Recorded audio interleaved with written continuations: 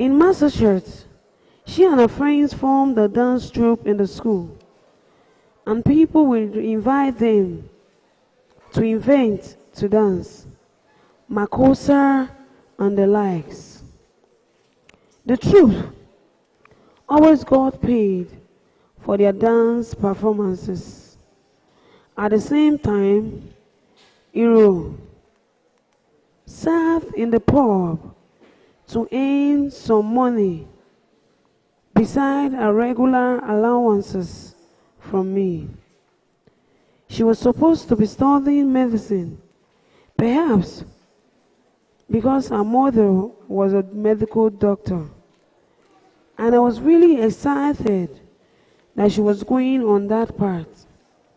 In those days, parents wanted to have children studying engineering or medicine. The American government had an exchange program where they sent students from America to similar institutions. In other countries, so long as they are prepared to fund part of the BE. Based on academic performance, Hero was chosen to go for the exchange program for medical students in Australia. It was for about 4 weeks. Hero attended the program and returned to the USA with some exposure. In a second year in Massachusetts, we realized that it was smarter to own a house in Boston than staying in hotels. Each time we visited as a family, we therefore got an agent, paid some deposits, and raised the mortgage. Hero, at the age of 19, handled the entire transaction for the purchase of the property. She was already showing signs of being astute with money and business. It is a big, beautiful house on the outskirts of Boston in a place called Brockton suburb. We still own the place, and every time we go to the USA, we stay there. My daughter, Osariemen Stephanie, the last girl, was born in Brockton. Hero showed early sign of maturity, wisdom, and a high sense of responsibility to herself and to the family. In her 3rd year, I visited her, and she told me that she wanted to take me out for dinner. I was excited. She took me to a fancy and posh restaurant. I did the paying. Well, I should mention that she picked the restaurants. I did the paying.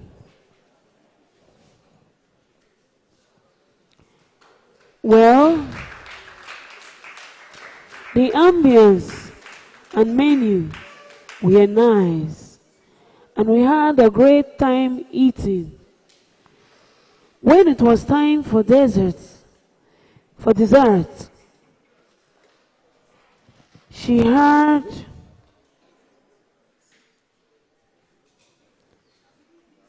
said to me with a serious look on her face, "Daddy, I am sorry to tell you this, but I don't want to be a medical doctor anymore.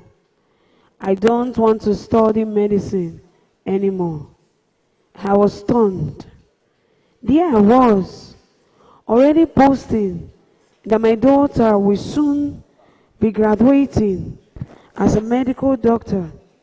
And then she delivers that bombshell. Her words hit me hard.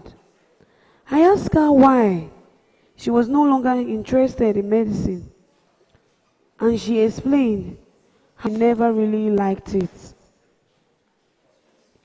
How she could not stand the sight of blood, a million other reasons. So, what do you want to do next? I asked. Her words were worst. I don't know. That threw me off balance. I was left with a blank expression on my face.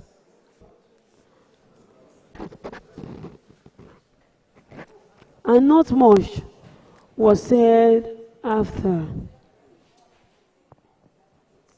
Graduate in biology and psychology. Oh, she did go on to graduate in biology and psychology, returned to Nigeria, and served a mandatory National Youth Service Program in Abuja, Nigeria. But my dream of becoming a medical doctor would remain a mere dream. While she was in Boston, Iyo got involved in selling Mary Kay cosmetic products. She talked me into investing in that business, and I eventually put some money into it. We are still waiting for the return on that investment till today. Once in a while, I will remind her and ask, where is my Mary Kay product money? If you cannot pay me the dividends, give me my capital. And she would laugh and say, Daddy, don't worry, I will pay you someday. By the time she finished her NYSC, Iyo had gotten admission into Brunei University in London to do her master's in public health and public health administration. I was happy about that and paid for the 2-year course. Halfway through it, she called me to tell me she had incorporated a new business. I said there was no problem, as long as she was not asking for money, as she did for the Mary Kay business. After that, she never spoke to me again about the new business anymore. Unknown to me, it was a natural hair product line, and she was already manufacturing in California. By the time she returned to Nigeria, she had built up such a clientele that it had become inevitable for her to give the business full attention. The job, she was not looking for one. At first, I had wondered how public health was going to put food on her table.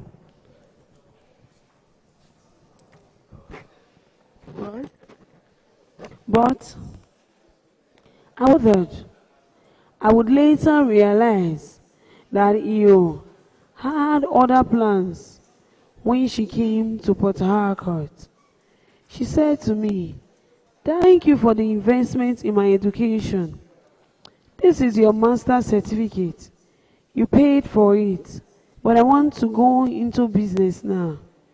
She had everything planned, it seemed.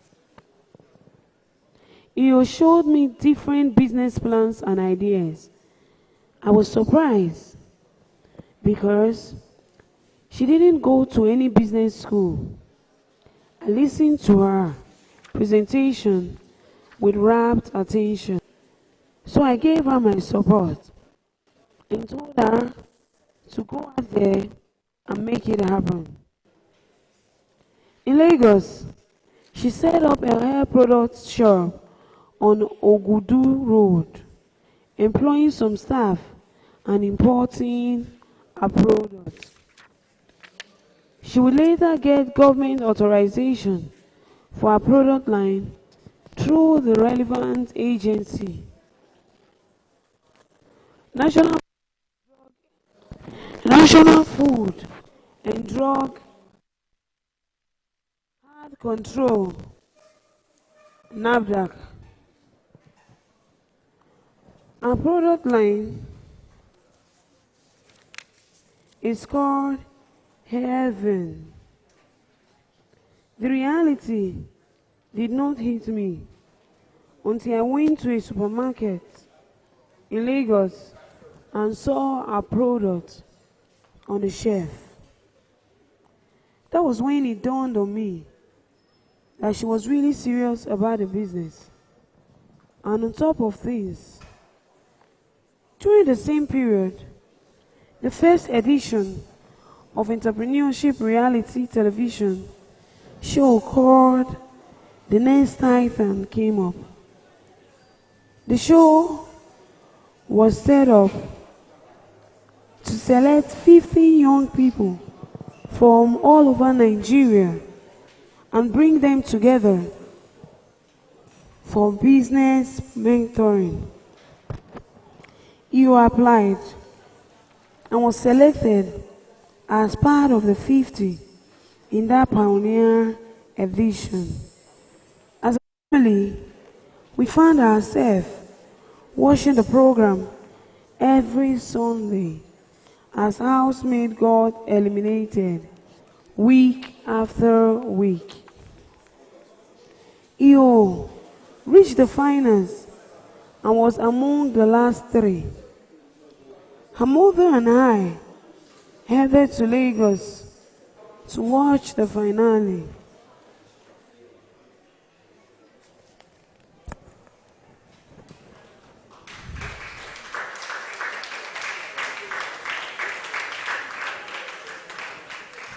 To watch the finals live at the Oriental Hotel. Our girl won it. It was so exhilarating for me. She was the Next Titan Pioneer winner, the best young entrepreneur in the country. I could not have been prouder. She was presented a check for 5 million and a brand new Ford Focus car by the organizers. We celebrated it as a family, and she invested her 5 million in her business, which helped expand it further.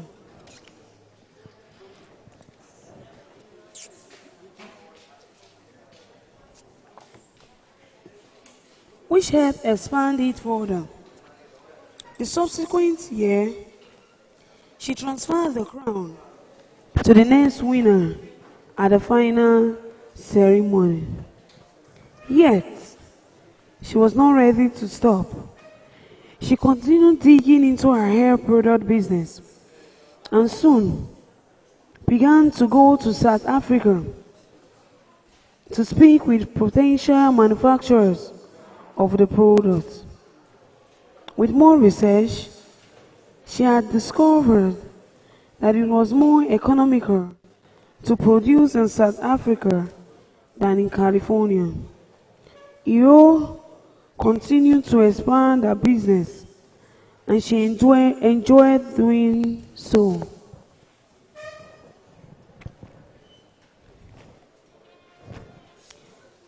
The consequence, and she enjoyed doing so.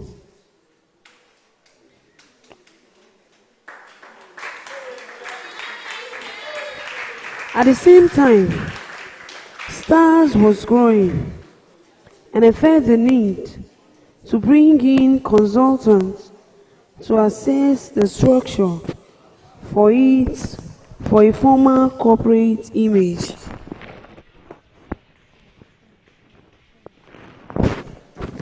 I contacted a firm in London called Akabulan. It was introduced to me by a friend and business associate in UK, Mr. Handy Holder. Mr. Handy Holder.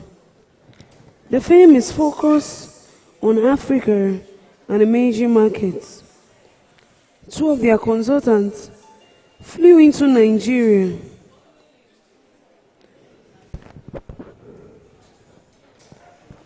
and I briefed them. They stayed with us for about 2 weeks, gathering data, getting information, analyzing the business. On one of the days, we were in a company boardroom at Port Harcourt, discussing plans and stock. When EO arrived from Lagos, as she walked into the boardroom, I introduced her to the two consultants and 3 chatted on general notes. After about 10 minutes of chatting with them, EO left. The consultant returned a few days later to the UK, from where they sent their reports and recommendation about the new company structure meant to position it competitively for investment. I was so shocked to observe that the consultant had recommended EO to be brought into the management of Stars Investment Company Limited as the company chief operating officers. In their report, I thought they had made a mistake at first. Well, secondly, at first, she was not a mariner. Secondly, they did not know much about her, apart from that brief meeting. I had professionals in the system at the management level. And how could EO become the COO? I thought they got it wrong, and I never even made any comments about it. I simply ignored that part of their reports. The consultant decided not to take my report into the capital market, but rather into the finance market as my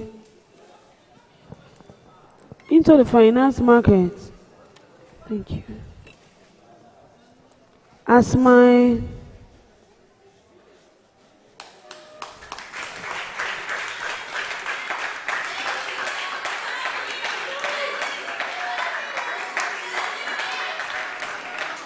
but rather into the finance market as my business significant interests were being thrown in the UK. One of the key companies was Helios Investment Partners, one of the largest Africa-focused private investment firms. At that time, we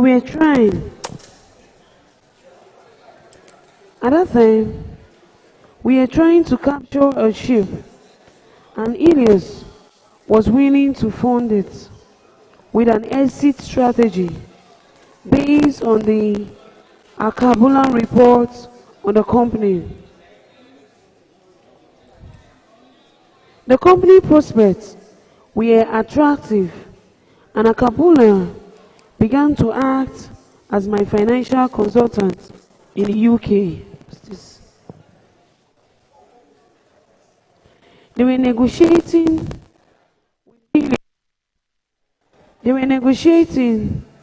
with Helios on the investment transaction.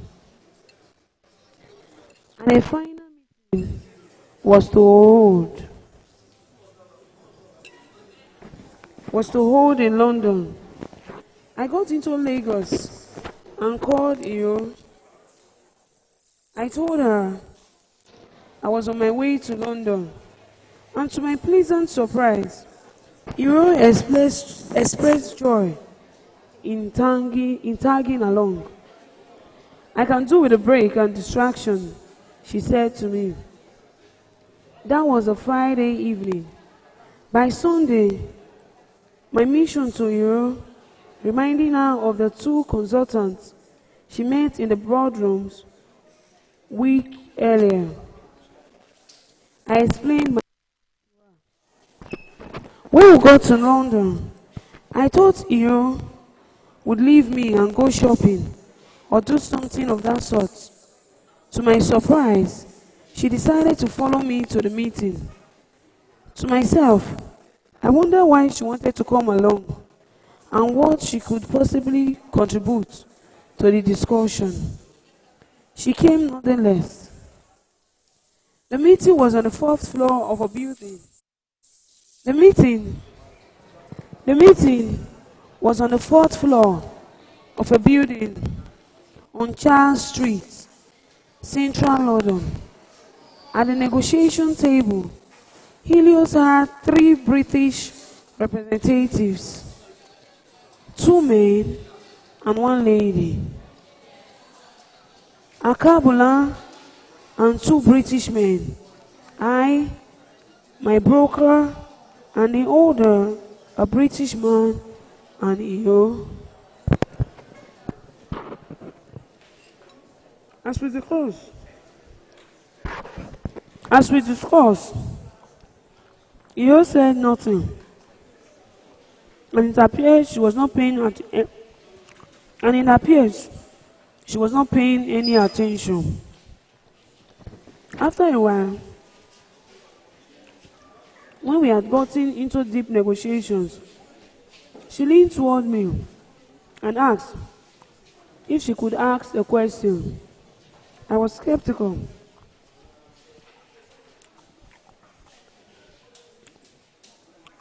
The subject was the marine sector and finance. What could she possibly have to say? Reluctantly, I asked her to go ahead. I told the rest of the table that my daughter would like to ask a few questions, and I signaled Iyo to go ahead.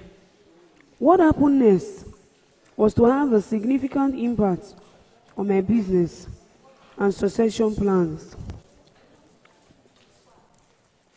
She asked 2 questions that threw everyone off balance. Her question made me sit up. They were brilliant and thought-provoking. Iyo went ahead to engage them, and they began to negotiate at a different level. I stared at my daughter in shock and disbelief because up until that point, I only saw her as the little girl I used to carry around. Things changed at that negotiation table. I began to see a completely different person in her. The entrepreneur in her came out, and she engaged them passionately. Before I knew what was happening, the Helios guys moved away from talking about stars to talking about heaven. Halfway into their discussion, I woke up and protested. Hey, wait a minute, guys. We are talking about stars, not heaven. Everyone burst out laughing.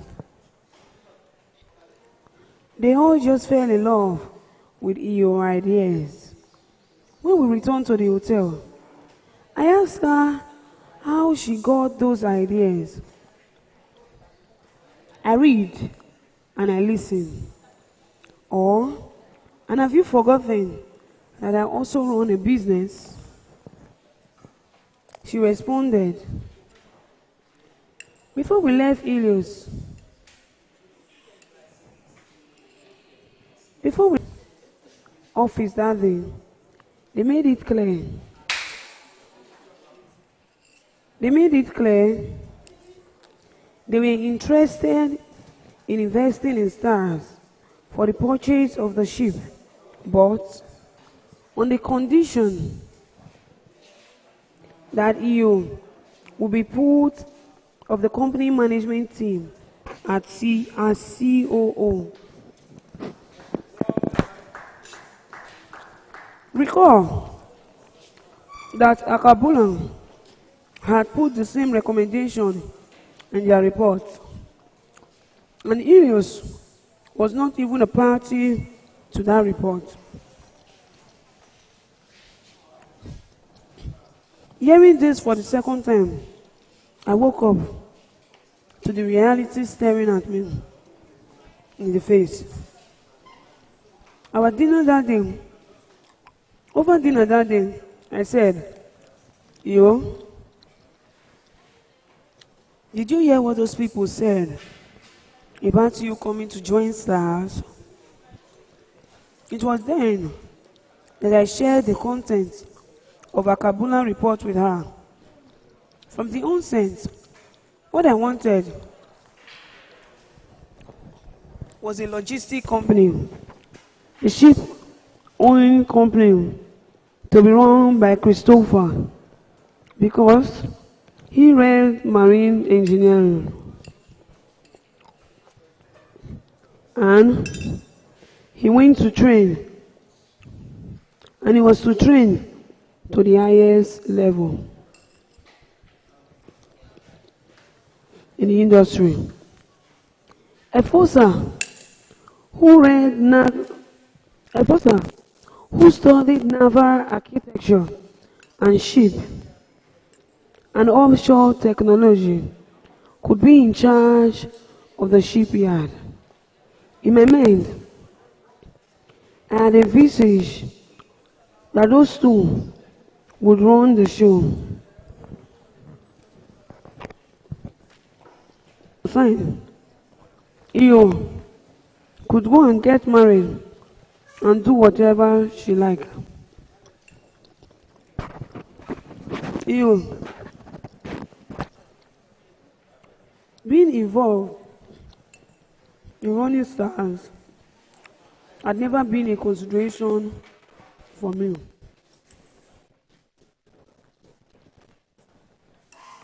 At the time in question,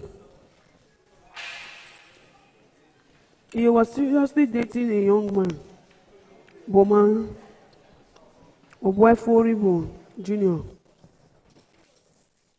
They were already contemplating marrying. After this discussion in London, she asked for some time to think about it. A week or so later, she was ready to go with the idea. But we had to put her together for our business. We agreed she could always appoint somebody to run it when she had oversight function only. I also told her that I needed to talk with her fiancé because the gravity of the responsibility was bound to take some toll on the new family. If he was uncomfortable with the idea, she had to forgo her.